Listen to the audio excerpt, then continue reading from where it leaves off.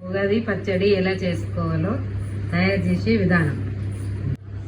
కొంచెం చింతపండు తీసుకోవాలి, కొంచెం బెల్లం తీసుకోవాలి,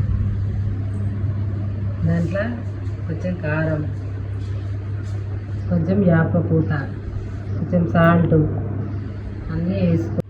కొంచెం మామిడికాయ తీసుకోవాలి.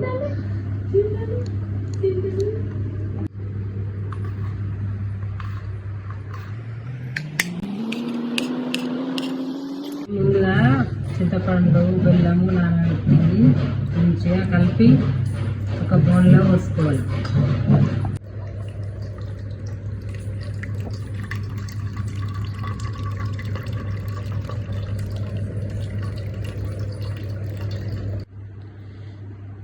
అది కొత్త కారం వేసుకోవాలి, కొత్త కారం వేసుకోవాలి కొంచెం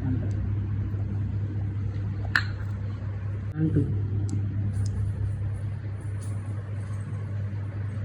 అయినంత సాల్ట్ వేసుకోవాలి. మళ్ళీ వేప పూత,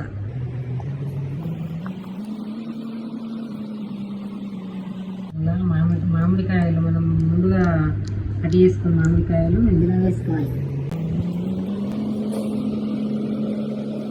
వేసి మంచిగా కలుపుకోవాలి. మంచిగా కలుపుకొని పచ్చడి రెడీ అయింది. మనము తావడి ఉన్నది.